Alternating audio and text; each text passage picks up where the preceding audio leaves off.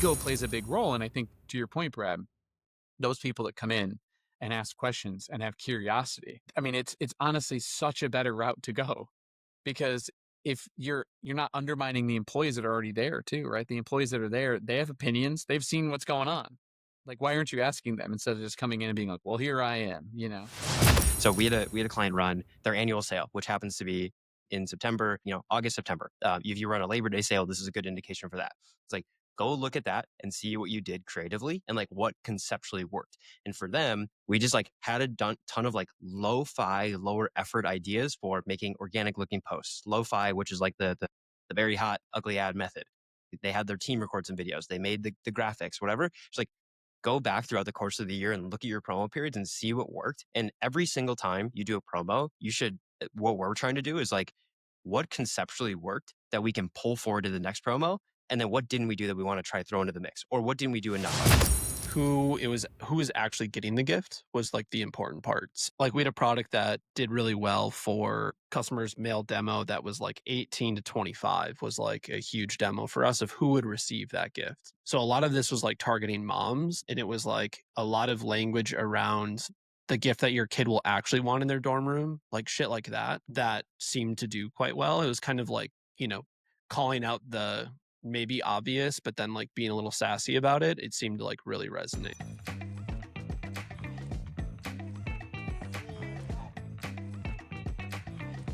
And now, let's take a listen to the Scalability School podcast. Welcome, everybody, to the Scalability Schools podcast, the Q4 Black Friday, Cyber Monday Q&A, among many other things, potpourri of ideas coming out of this episode today.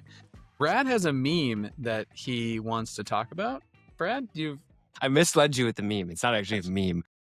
I don't know if you guys have seen this. I watch sports. I don't know if you guys watch sports. But something I've been seeing that's really fascinating, that keeps popping up on my timeline related to sports, is the Colts, the football team, Indianapolis Colts. Their owner died like not that long ago, and his daughter has like taken over. And it's really fascinating because like everything you see about her taking over is like she's on the sideline, she's got a headset, she's got a notepad, she's at every single practice. Like, she is fucking locked in, and it's like sick. It's really cool to see. Maybe he's outside looking in, it's cool, but she's just like, she seems like she's obsessed with learning about anything that she needs to know to help like operate the team. And obviously they've had like a successful start to the season. If you've watched any football, it's just cool. Like, I don't know. I really, not that she needs my stamp of approval, but I like respect the commitment to just like learning by showing up and just being there. I don't know. It's just cool. So it is amazing, isn't it? Like, when you bring somebody outside into an organization, right? And they're like, they have a different way of thinking about it. They have a different like way of going about it, and they'll see things you wouldn't. And I mean, I think that's good in any organization. Honestly, I've seen that happen so many times. That's why consultants generally do well, because they're just a new person coming in sometimes and being like, "Have you seen this? What do you think about this?" Right? Because you get stuck in so much of that day-to-day grind. yeah, I think every agency person has a story of a marketing manager coming in and like having a really bad experience or really good experience. Like, it's usually the extremes. And like the good ones that we've had is just like they care to listen, they want to learn, they know that you're a partner. And the bad ones are like they come in with the plan of what they're going to do, and they don't. There's no question asking. It's coming in swinging. And When somebody comes in and they fire all the vendors, it's going to be great immediately. yeah, oh yeah, That usually positive works signal. incredibly well. You're always like, I mean, it's like how much agency attrition could be attributed to got a new marketing director that's a fucking idiot. Honestly, like, it's like what, 10% annually? Like, Yeah. I mean, because like PMO is another 10%. We have marketing. because there are and then we have incredible CMO. leaders CMO that come in. waxed, just absolutely waxed, especially if there's a brand of like substance, like 50 million plus in revenue. Yeah, you're cooked if that brand just hired a new CMO. That happened to us too many times at Homestead. Well, a lot of it too is like, I think a lot of people look at experience within D2C and outside of D2C, and they'll go to like a brand that's sort of that they want to be like, and the person has managed a big team or whatever, but they haven't been in the weeds as much, and they've managed people, but they haven't managed growth. And they come in, and if they start digging around, and I mean, how many times have you been on a call where a client will they'll like be sharing a screenshot with you from GA4 that they found, and you're like, or from Universal Analytics back in the day, and you're like, where did you find this report? We haven't been looking at this for like 3 years, and you get blindsided by it.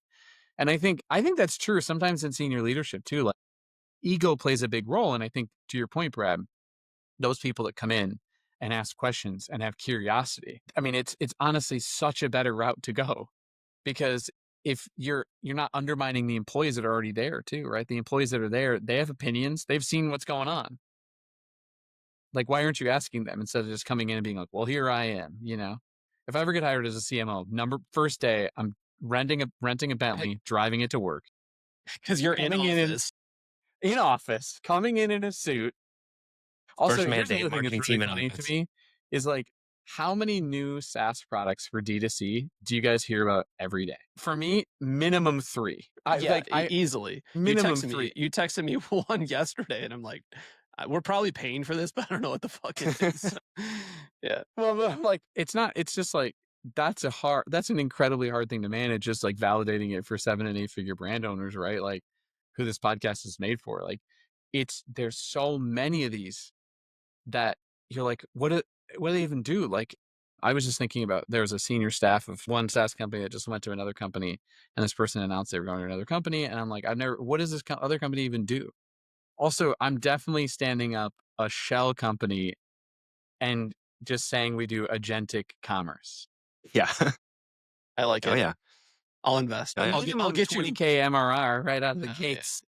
I mean, give me a red phone. What do you do? I mean, it doesn't really matter.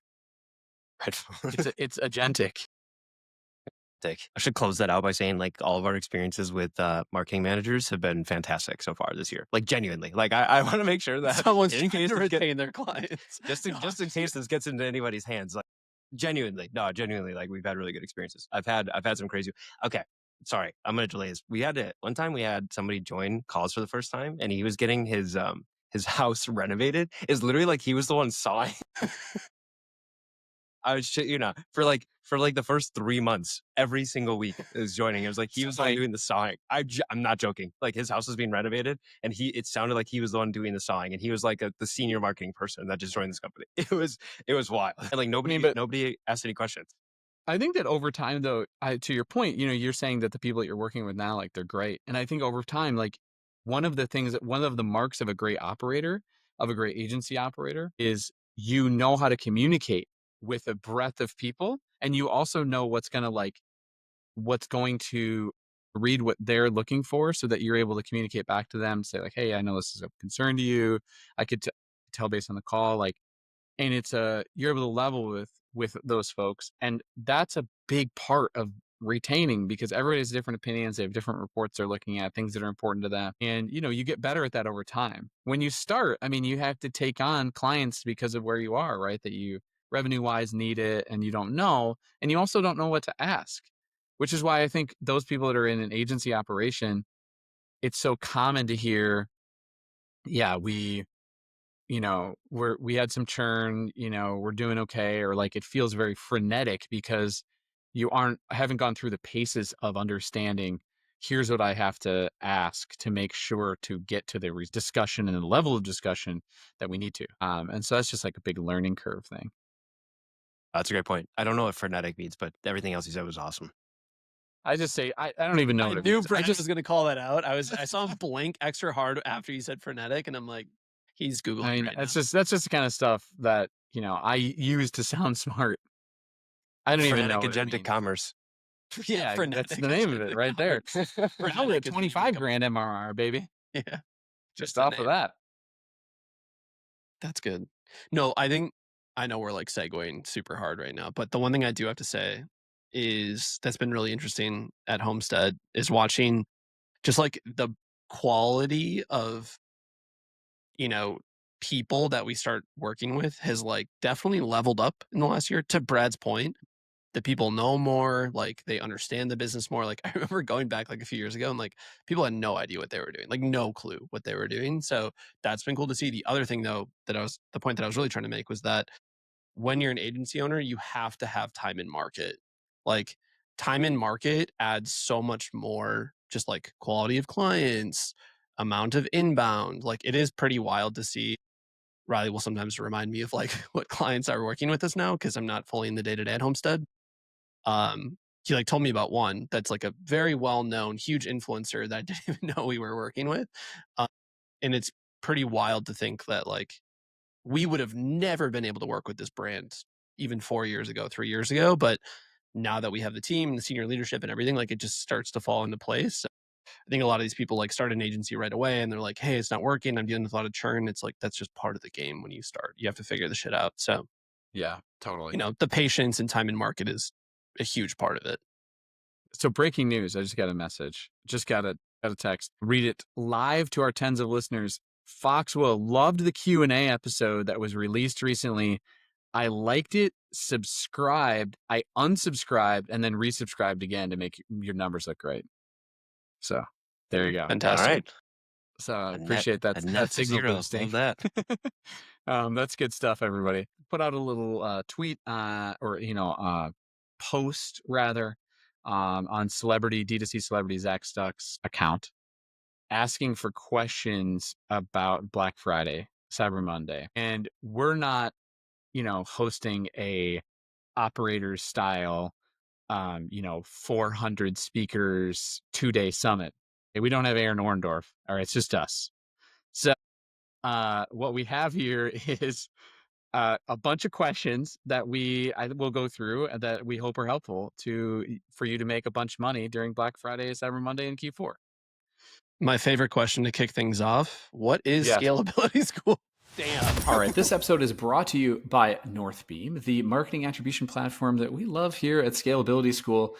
We know that there's a lot of attribution solutions out there, but Zach and I want to talk about what makes Northbeam a little bit different and why so many e-com legends like Zach trust their data. Zach, why do you love Northbeam? I mean, we've been using Northbeam now for almost 4 years. So I think the initial thing where it kind of got started was we had Connor from Rage kind of told me, he's like, hey, days of last click are gone and we need a new solution to kind of take a look at this. And this is before all of the crazy Facebook updates. He was already kind of thinking ahead about this. So that's how I initially got introduced to it and just started using it, obviously, as a customer. And, as of recent, I think the biggest thing is that it's not just last click, and it never was just last click, and it spreads the credit of the purchase across the entire customer journey. So like it's going to give credit to each piece of the funnel that had its touch point, and I think that that's what's allowed us to really decide in spend ad dollars appropriately based on what's actually working. So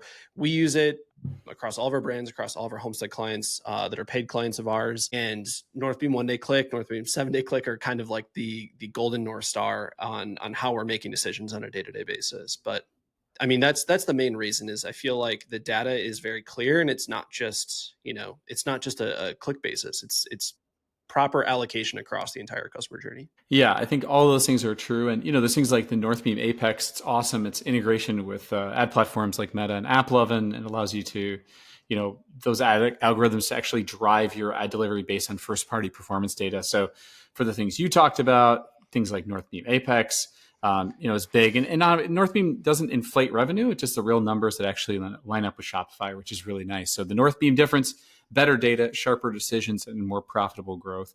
And everybody's using Northbeam, right? Dollar Shave Club, Hexclad, you guys. So if you're ready to cut through the noise and stop guessing, go ahead and book a demo at northbeam.io/demo and tell them that Scalability School sent you for a little surprise. So join the club and check out Northbeam. My favorite question to kick things off: what is Scalability School? Damn. Brutal. That is true. He did ask that. What is this? That's funny. That's good shit right there. Thank you, listener. I mean, hopefully now you're listening, or person on the internet. That's super funny. Okay, first question that we got: how many net new concepts should brands launch to hit 1 million in monthly ad spend in October? So this was the first question we got. What do you guys think? Yeah. Brad, kick this off. Yeah, I'll set the stage, but I know you're probably making 8,000 videos that you'll tweet about your output. Is all I know. There's a way to get to the number, and it's if it makes you feel better about having something to shoot for, what you can kind of do is figure out, okay, what do what does your average spend per ad right now look like? And how much do you want to spend? And this question says $1 million a monthly ad spend in October and November. And if you have a $500,000 deficit and you're spending 500K right now, and your average spend per ad is 2,000, it's like, okay, well, now you can back into how many you think you might need. The caveat to that is you should probably expect some efficiency improvements depending on your category. Most categories will see a bump, particularly into November, so you can kind of factor that in. Potentially need less, but I mean, net new concepts, this will be a question that I think we address later on. Somebody asked about what percentage of spend goes into evergreen versus like holiday or Black Friday specific creative. But like, I think you can continue to take a lot of net new swings going into this moment, even if that means you're making them for holiday, for Black Friday, like for those different moments. But there's a math way to kind of back into it, but it's probably not perfect. Zach, how are you thinking about it? I mean, the delta is kind of the starting point to Brad's thought, which is important. So if you're spending 200K a month right now and you want to spend $1 million, you have to factor that in. Now, you definitely have to add this multiplier. I'm like agreeing with basically what you're saying, Brad, which is like add a multiplier, go look at historical data if you have historical data last year to see like what was the lift that it felt like you just got in performance or that just felt like it was easier to scale into, and apply that to it. If that's 20%, 15%, whatever that ends up being. I like to think about it as how much are you spending right now on testing? How much are you willing to spend on testing as a percentage of your daily spend? And then of that, how much are you willing to spend behind each creative? So like if you're running a lowest cost methodology, are you going to spend $250 behind each concept that you're going to launch, which then there might be, 5 or 6 variants of that concept? That is also how you could back into this. So just like very quick back the napkin math, if you're going to be spending $250 a day on each concept is 6 unique ads. What would this end up being times maybe 25,000? Yeah, I mean, like, I think you can do that rough math where it's saying, this is how much I'm willing to spend behind each creative test that I'm going to launch. 250 a day for 3 days, whatever that rule is that you've been running. Everyone kind of does this a little bit differently, especially if you're running, cost controls, and then just back into it from there. I don't think there's really anything that much more specific into holiday, October, November, besides just kind of knowing your basic math and then knowing what that lift will be, which I would assume can be like somewhere between a 15 and 20% lift. You can expect an extra performance out of the new concepts that you launch that will gain spend. For us, like the honest truth of this is like we're not making more new concepts in October or November in preparation for BFCM. We're basically just continuously making the same amount, and or as we have more budget and have more money in the company to like add a new creative strategist or add a new editor, it's not like October, November, we're like making a ton more ads for that period of time. So I would say focus more on making better quality ads. Keep the pace that you're running now, and just know that there's a chance that you find more winners over this period of time because buyer intent goes up. So again, not the greatest, most exciting answer, but that's kind of how we think about it too. So I would go to that thing about what you said before, Brad, with the how much is spent on new versus new stuff for holiday, whatever. So let's just jump to that. You said you checked on a couple accounts on this to look through. I think this is always a question. Evergreen, we talked about this in another episode, Black Friday, Cyber Monday. Evergreen seems to always do well and do better, but it can be that holiday specific stuff does better to the lower part of the funnel or to win people back. So what did you find in your research? Yeah. So I pulled up 1, 2, 3, 4, 5, 6, 7 accounts, and I just looked at their spend from November 1st through December 15th. And the question, for what it's worth, is for November and December, what percentage of spend typically goes to evergreen winners versus holiday creative, either net new or winners with holiday overlays? So what I found, and I'll just read that off by brand, I won't say the brand name, but maybe I'll try to give context into like, is the brand, I mean, most ecom brands are impacted by Black Friday to the tune of no less than 20% of their revenue happening from November to December 15th. There's some that are like 40, there's some that are like 70. So just keep that in mind. So I'll try to frame this up with context if I can. First Brand spent about 40% of their spend into Black Friday, Cyber Monday, and holiday specific assets. I would say they probably do something like 30 to 40% of their revenue during that period, split pretty evenly between new and returning customers. New customers more aggressively recently. Second one, again, 40% of their spend into Black Friday and Cyber Monday. holiday assets, but 3 of the top 5 spenders in that case were actually like gifting messaging. And so this is a pretty gifting heavy brand. And there's a question about gifting. I'll try to fly through this and then maybe add more context. Another brand spent 70% of their spend on holiday specific assets. One spent less than 10%. The next one spent 20%. The next one spent 16%. And then the final one that I have spent like 16% on Black Friday and 15% on the holiday product that they released.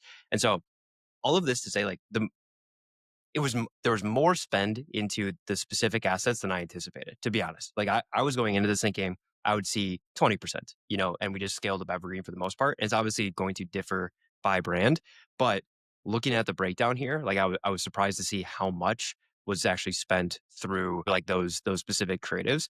And I could talk about like what showed up in the creative a little bit. I kind of scanned some of the top spending ads that were holiday specific, were Black Friday specific, and were evergreen specific. So if that's helpful, I can dig into that. But I don't know if you guys have any immediate reactions to the percentages. I mean, I thought it'd be different as well. I think you kind of go through this and think it's a lot more spent on the existing. So I think that's interesting.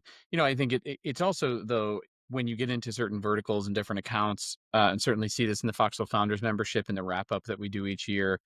Those people that create, not just taking the existing product and like put a bow in the image or something, like like those people that actually have done packaging that is like giftable, or they've made it in a way that's like an easy thing to gift for a certain person, right? I know Zach, you've done certainly stuff like this with Hollow in terms of the offer, and I'm not sure if you've done any packaging changes that I'm aware of. But anyway, the point is like I think that has a lot of legs because that stands differently than the same images that you've had, next to a pine tree, or like the same product even next to a pine tree or something. It's Right. like not that special. I just pulled data for Hollow just for that sake. So November 1st through December 15th, meta spend last year was like 1.5 million. 35% of that was holiday or BFCM language. So again, it can be substantial by all means. If we didn't run that, that would be pretty substantial. It's not going to be the majority though. I don't think is the average. Would you agree with that, Brad? Yeah, It's going to be there's like maybe 70-30, 60-40 in yeah, most cases. and it's gonna differ. It's gonna differ by brand. I mean, the obvious like gifting heavy brands from the list do definitely skew on the 40, 60, and then 70% side. The 70% one is like very seasonal, actually outside of like they peak in summer. I'd say a little bit more summer and spring. So that also kind of skews it a bit.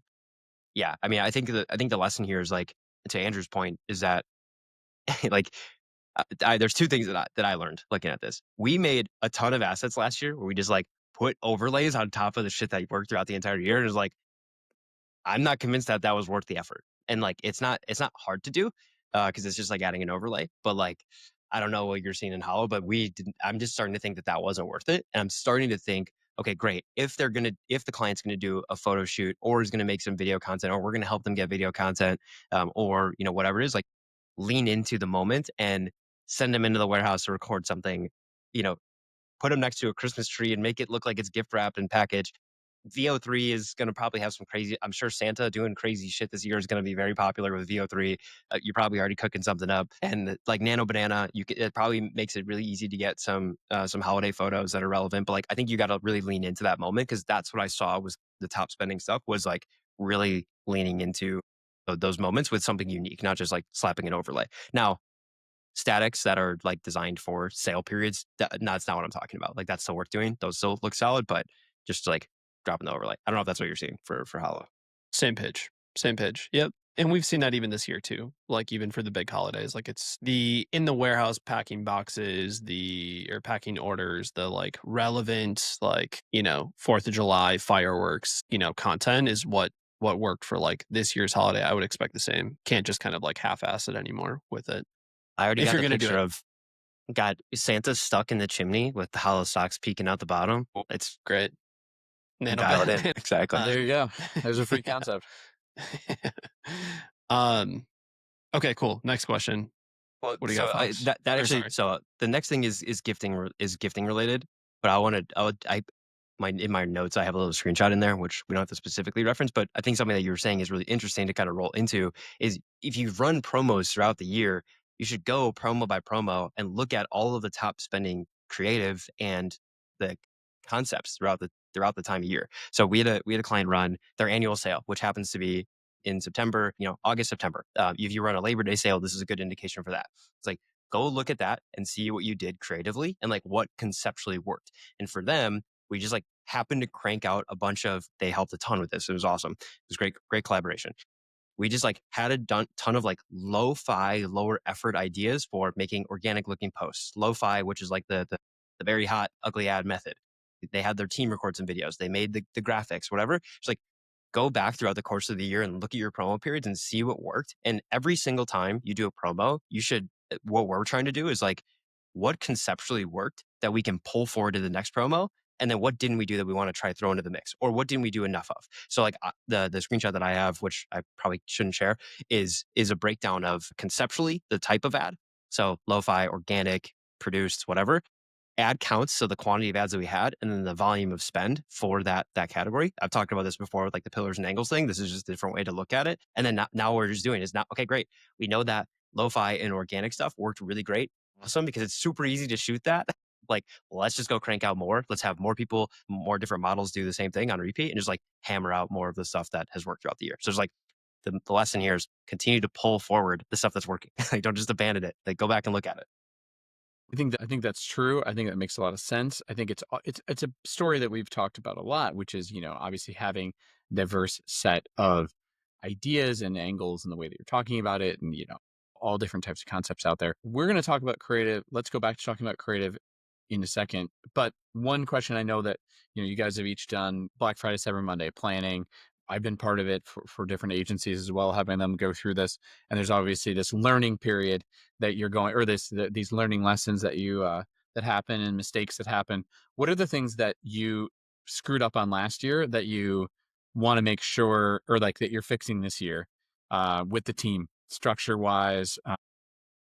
Zach in your own company, and then Brad with your clients. Yeah, I mean, I think the biggest lesson from last year was having enough creative. This is like actually outside of even ads, but having enough creative for other channels, email and SMS being like a huge one. So like getting ahead of content for holiday, for sale related, and baking that into like flows that you might update or emails that you might update.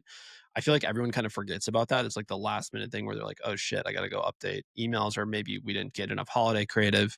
That's one thing that we're getting way ahead of this year. So we're having photo shoots done in like October that will be content for November, December, like gifting holiday BFCM. So that's one thing that I feel like people forget about is the content for things outside of ads to be planning for like well in advance. So that's one. I don't know if I have anything crazy to add. I probably need to reflect on it a little bit more, but there's just like the ever present checklist of things that you need to control for the website, landing page, headlines, email stuff that you mentioned. And I think it's just like really easy to forget to do that stuff. And we're probably all going to have like really high anxiety leading into it, just trying to remember each of the things from that list. But I mean, I would probably echo similar thoughts that just from like a creative perspective, just having what you need with plenty of time. And we always start, I mean, in the next couple of weeks, we're recording this at the end of September. In the next couple of weeks, like we're going to start chipping away at building that library for Black Friday and Cyber Monday. Cause you don't want to be Friday afternoon thinking, shit, I need more ads. I mean, you can still go crank out more ads and we'll do that, but just not the time to have that reflection. One thing to Brad's point about looking back at ads that worked historically, also go look back at brands that have run sales during like big promo periods this year. Go look back at brands that run big DR, big offers. And just go look back at like their Labor Day sale ads. Go look at their, 4th of July ads. And if they ran like an anniversary sale, whatever that might be. That might spike some ideas for content that you want to shoot now, not in November. I feel like we're usually shooting content like last minute in the warehouse or last minute whatever. So I think getting ahead of that just reduces the stress that Brad's kind of talking about. One question, Zach, have you ever run completely out and then gone to like a pre-sale type, or a waiting list type of thing? We've never done the waiting list. We've done Hollow has run out of inventory every year for this will be our 5th year, 4th year, every BFCM. we've we've run out of inventory. So basically we end up turning off ads, which sucks. It's like the worst feeling in the world. So we tried pre-orders for like some SKUs that we knew that we felt decent about, but for Homestead clients, we've done that. So like Hexclad, long-term client of Homestead, I know that we like flipped over some like pre-sale stuff for them 1 or 2 years ago that did really, really well. It was like, hey, we like put shipping deadlines on the page and people were okay with it because they knew that they could get the best deal of the year. So it's definitely something that I would be open to if you know and can forecast out inventory into like Q1. I think the biggest lesson that we've made historically with Hollow though is we gas the shit out of it because it's going well and performance is great, and then we like screw ourselves for Q1. So I think the biggest thing is making sure that you're not just forecasting into Q4. A lot of like smaller brands will just be like, this is my goal for this year. Like think about Q1 and Q2 and what that impact might have. If ads start to break out and performance really starts to lift, that you can hit it, make sure you don't screw yourself over for the next year because we've done That that. makes sense. Yeah. So timing wise, let's talk about this. Somebody asked, I've seen some brands that are really heavy, sorry, Q4 heavy start their holiday stuff really early, like first week in November, while others wait for, closer to Black Friday. What do you think is the best time essentially to offer this, to start putting things on sale? How do you navigate from early November through Black Friday, Cyber Monday into December? So what do you guys think in reference to this? It's always one of the wrap ups the last 2 years with Foxwell founder members. Black Friday, Cyber Monday is like start earlier. It is a good thing. People are in the mood. They're going to be looking for deals. Don't be disingenuous. If it actually is the best deal, stick to that. And generally, trying to push inventory and especially push messaging through the Black Friday, Cyber Monday period, because that's actually when people are going to buy. Even if early in November they're not buying, they're looking, they're getting used to the offer. What do you guys think, and how do you go about this? Yeah, knowing who this was from, I think we can tailor it a little bit. So I'll set the stage slightly. They sell a product that's going to be very giftable. And so I would imagine, and there's another question about all things gifting. Somebody wanted us to dig into, Hannah, I believe, wanted us to dig into all things gifting. And Zach, you and I have both had the maybe pleasure of owning gifting heavy brands. So maybe we can divulge some stuff there. But so he's gonna have SKUs that are gonna be probably pretty solid during November, but more so I would bet in December. And then he's going to be able to have like holiday specific products. So like that's kind of the context that I'm going through this with. And so for him specifically, I think it's okay. Literally right now, whenever you're listening to this, if it's October, start your holiday and your gifting messaging ads now. That's fine. Like they won't spend if you're running it as CBO, if you're running it with cost caps, they just won't spend until people start to be in gifting mode. But like the last weekend in October, when Mariah Carey's song starts to pop up the charts, like people are in gifting mode and they're gonna start buying gifts. Like my grandma buys shit 2 months in advance. Like she's ready. So like it's okay to have it ready for those people. So my thought is you can start gifting messaging now. Just like don't expect that it's gonna really pick up until November. And then literally Cyber Monday through shipping cutoff, it should really pop. Like our gifting heavy brand does more revenue from December 1st to December 15th than it does in November. It's depressing because I want Black Friday to be better. Just like that's what happens. Let me get through the schedule really quick, and then I'll pause. But like, start gifting now and run it through shipping cutoff. If you want to start your promo November 1st, November 3rd is the first Monday of November. Do it. Like I don't think there's anything wrong with that. And then I probably wouldn't go crazy heavy on like holiday specific collections during Black Friday, Cyber Monday. Like if you've got inventory that's really holiday specific, it's a holiday box. He sells like I think like some stuffed animal stuff. Like if it's a stuffed animal with a Santa hat, you can maybe have it live on the website. It's like I don't think you want to run something discounted that is holiday specific and lose the margin on that. When I think you could probably launch it without as an aggressive of an offer December 2nd, and then get the second wave of gifting. So that would be my recommendation based on what we've seen for some of these brands. It'd be different if it's just the same SKU. Like for us, we had the same SKU. I think rolling with the same discount and just changing the name of the sale, which I know you mentioned that's what you're doing with Halzak. I think that's okay. But if you've got a holiday specific SKU, personally, I'm waiting until maybe Cyber Monday, but probably the day after. Same exact strategy. I mean, like we owned a gifting brand that we've since sold, but it would do 80% of the yearly revenue from November 15th to December 15th. And it was pretty brutal to be honest, but the the crazy thing is like most brands might have this like BFCM peak. Black Friday, crazy, weekend does good, Cyber Monday, great, and then it kind of like chills out, but still is like a strong December. This brand would literally build day by day through December. So I think if you do have the ability to do holiday, gifting, anything like that, yeah, you're like December 2nd through the last ship days. Wait to launch then, but make sure your offer, original BFCM offer, is as early as you can kind of afford to do it. Homestead, we kind of have slowly each year brought it up like a few more days or even like a week. I think Hollow's launching. I think I might have shared it on the pod already, but like I think it's like the 10th that we're launching. I have to double check. It's early. And we like that because ads can get spending, they'll start to get traction. And then that way, if you've got a winner or not going into the week before Black Friday, that Thanksgiving week, which then you can really hit the gas on those ads and have a little bit of proven track record. So if you wait right up until that same week of Black Friday, it's really hard for those ads to start to break out. Just because they'll get buried with your kind of evergreen stuff.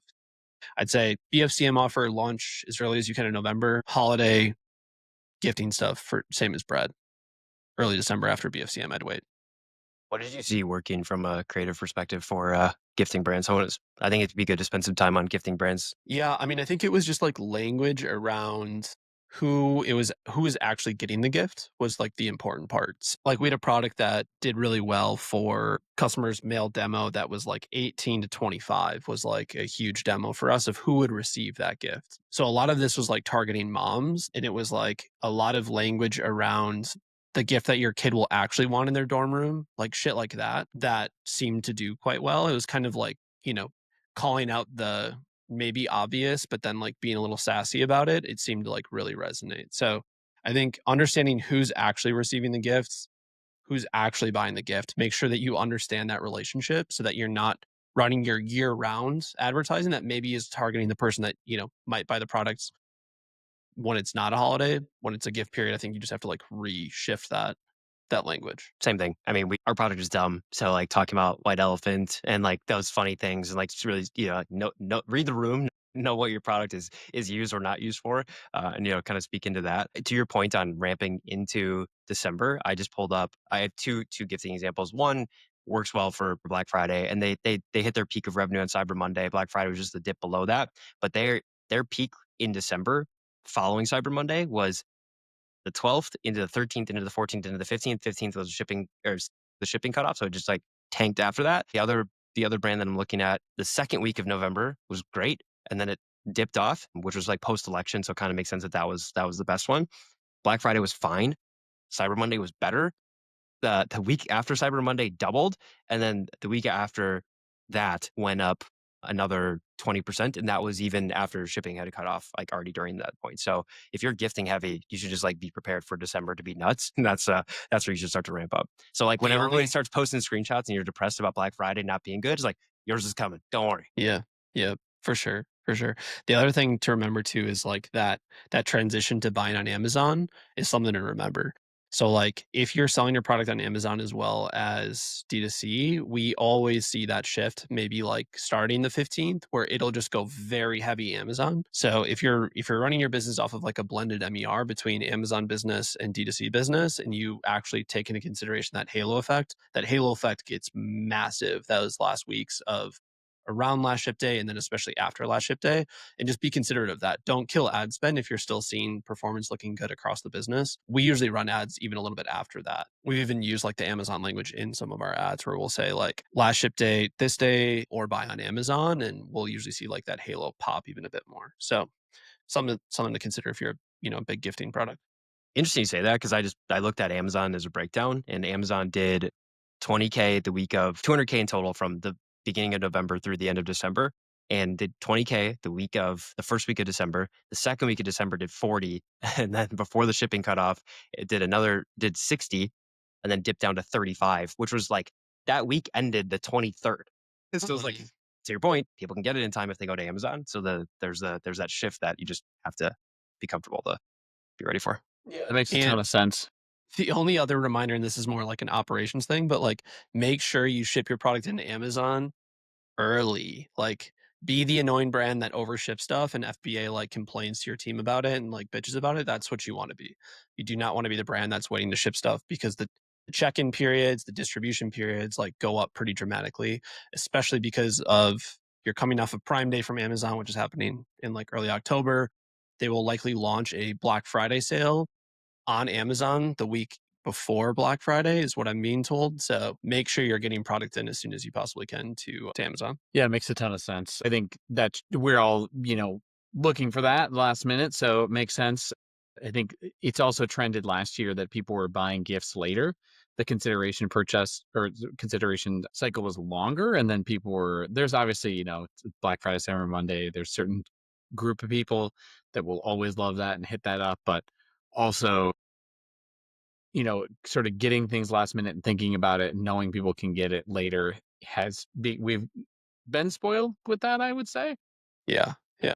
And I think there's a certain percentage of people that have their partner asking them, "Did you get that for your mom?" You know, and knowing you can get it on Amazon's a really big deal. And even if even if you're offering 2-day shipping or whatever, right? That is a marketable thing because that's something everyone's looking for, and it's like the cost of getting it to them is not irrelevant, but close to irrelevant if they don't have Yep. a gift for the people that they love.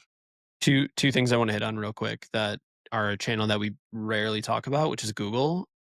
Something to be considering is just like updating your titles in Google to reflect your sales period, especially if you don't run sales very often.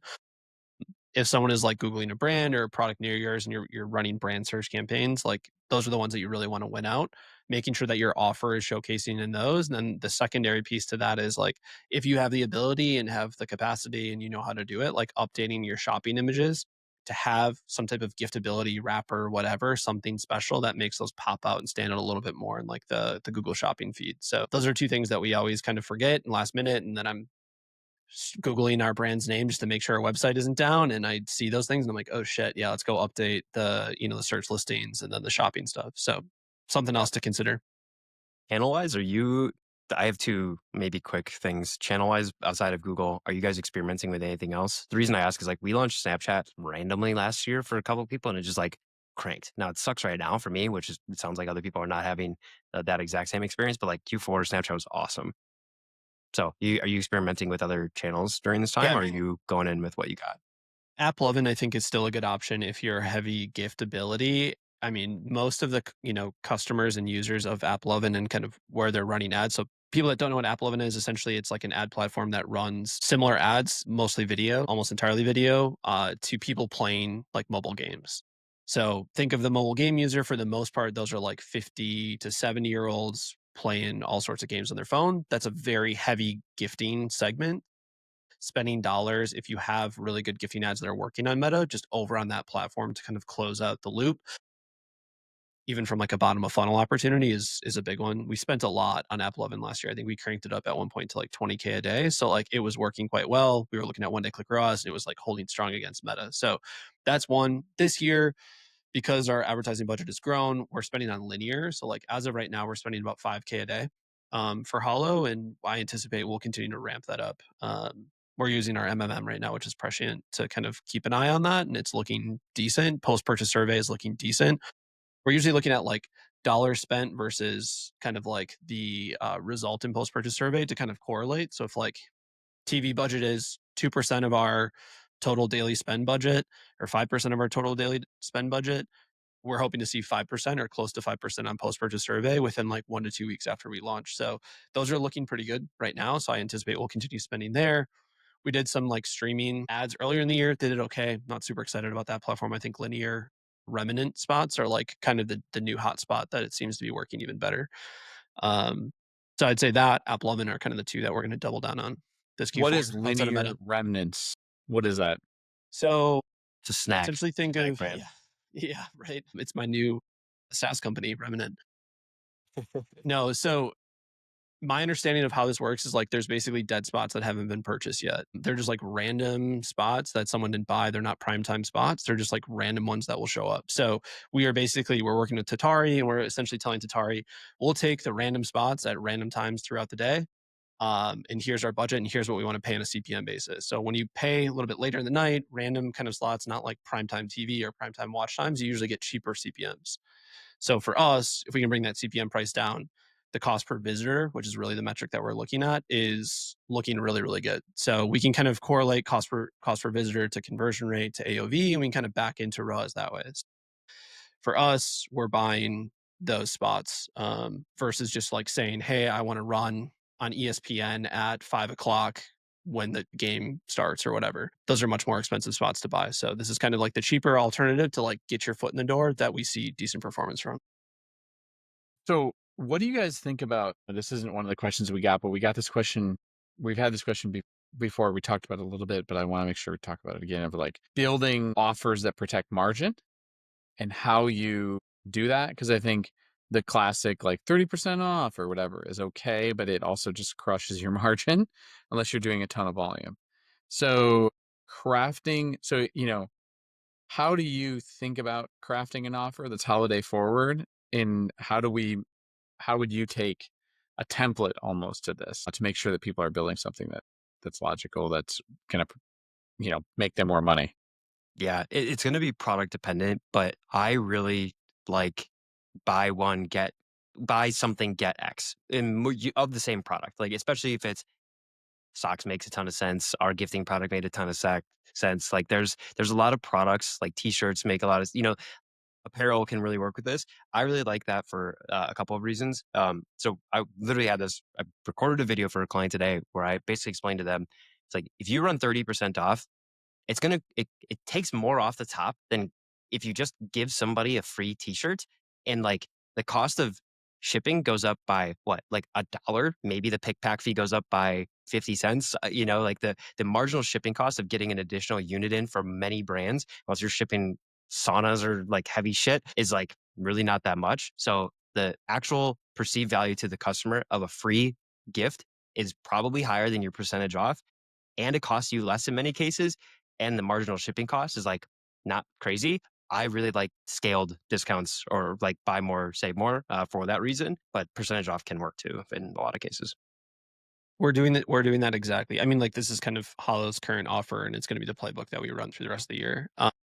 Which is this like buy three, get three, or some version of that, right? One of our other brands in the portfolio, which we don't normally do an offer like this, but we're going to run kind of like a BOGO. So it's going to be a buy two, get one. And we're positioning it as essentially getting like more of the product. Let's just call it like it's like a 30-day supply of something. You'll be getting a 90-day supply, but for the price of two, right? So just kind of like a different way, I think, than even some companies that are, maybe they're in health and wellness or they're whatever, like still running some type of free gift can work great. So I would highly suggest that too. I think to Brad's point, by us doing this, we're already like forecasting our AOV will have like a pretty big bump. So we're anticipating like a $20-$30 bump in our AOV by buying two full price products to get the third one free. And with that $20-$30 bump in AOV, we're anticipating like overall net margin going up like 5% net profit versus what we're even running right now. So there's a chance that you can punch AOV up. New customer CPA will probably go up slightly, but not entirely match one for one. And even if it does match one for one, there's a chance that there's still extra margin still there left over just based on them spending more money. Yeah. That's definitely how we think about it. That's a great point. Just to add on that, because like in the 30% versus buy one get one that I was describing, it's like their CAC was also substantially better on buy one get one. So like it might be better margin anyways, and then better margin, better perceived value, whatever. And then on top of that, like your CAC was better. Now, even if the margin was the same and your CAC was better, it's still, or wasn't better and your CAC was the same, or better. How you get what I mean? Yeah, Win-win. Yeah, I mean, there's really like three variables, right? It's like what is your new customer CPA or what is your whatever CAC, even if blended or not. What is the cost of delivery, and then like what is your real margin after those two things? And if you can build a way where your margin still gets better by your your AOV going up, your new customer CPA staying even going up, is you can still create more margin at the end of the day, which usually means that you can get more scale out of ads, which usually means the more scale that you can get out of ads means that the more that you can offset your operating expenses, which usually leads to more. So definitely something to consider. Yeah, I just was thinking about that because we've had that question come up, and I think it's important to talk about. Another thing that I came to my head, I asked a couple other members in the community what they would ask, and one of them was like, "Hey, make sure you guys talk about credit card like making sure that your limits are set and every." Like this is one of those things that I feel like can be a real issue. Zach, do you guys negotiate with your credit card company, or you let them know, or like I feel like this is one of those things that can be often overlooked? Yeah, I mean, ideally you're getting more just in case. It's usually the best solution. I mean, obviously trying to negotiate credit limits up on future revenue, people don't really love to do, but sometimes they will. So just getting more is like always a good backup plan. For those like looking for good options, Capital One has a great card that I think is like 2% cash back, and they've been amazing to get us like pretty big limits. So if you haven't worked with Capital One, I would just recommend check them out. Whatever, if you need a contact, let me know. But they've been really helpful to us and to homestead clients that are like, hey, I need to scale spend by K month over month, and I need a card to be able to do this. They've been really a good solution for that. And then for Meta, just like go into your Meta account, go to settings, billing, whatever, and check what your daily threshold is. And like if you anticipate spending more than that, start requesting it now. They've been, for what my experience is that Meta has been pretty good at increasing limits as you've scaled spend. I've actually personally not run into a situation recently where we've actually needed to request more than what we've had. So I did have one time where they just like knocked it down randomly, like $50 a day after it was like 12,000 a day, and I was spending 12,000 a day. I was like, can you help? So, but I haven't had any issues recently, but worth checking. A lot of good stuff we covered here. As always, if anybody has any questions, you can reach out, Andrew@foxwelldigital.com. I'm happy to route it to the guys. You can find us on all of the channels that we are on. YouTube.com, we're on there. You can check us out at scalabilityschool.com. That's our website. I don't know if you know about websites. And we each have a profile on social media, specifically X, I believe is the name of the site. So lots of good ways to get in touch with us. All of you that are out there listening, really appreciate you listening to this podcast. Please like and subscribe because it does help surface us. I think we're number 2 in marketing podcasts in Brazil. I got an email from some spammer about that. Let's So I go. feel like, this is big Homies. for us. On the come up. It's going to be big. So as always, gentlemen, great to be with you. Thank you for your time.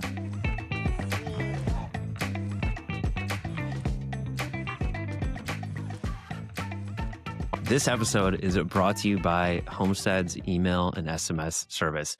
Honestly, we've done an episode with Jacob from Homestead. He's the man, best. and he's got to be probably one of the smartest email and retention operators Easily. like on the agency side, Easily. hands down. I look forward to seeing like the tweets that he puts out basically every single month with like a recap of the designs. And as amazing as the designs themselves are, it's the actual like tactical behind the scenes work where he just like knows what he's doing. And the team at Homestead like really know what they're doing on email and SMS. Probably, if not the number one, very close to competing for number 1 retention agency in the DTC space. So just killing it. Yeah, absolutely agree. If you are looking at your emails and you're like, these are terrible, and you can optimize the flows and you can do SMS better, you got to look at the Homestead team. So check them out, reach out, and they can definitely help make your entire email and retention and SMS program so much better. And I'm not just saying that. We've all seen the work. I actually had a member who sat down with Jacob at the founder meetup that we had, and he came over to me and said, I just talked to him for 10 minutes, and literally he's revolutionized my entire email department. So agencies are modeling themselves off of what Jacob is giving them for advice. So anyway, onwards to hopefully working with them.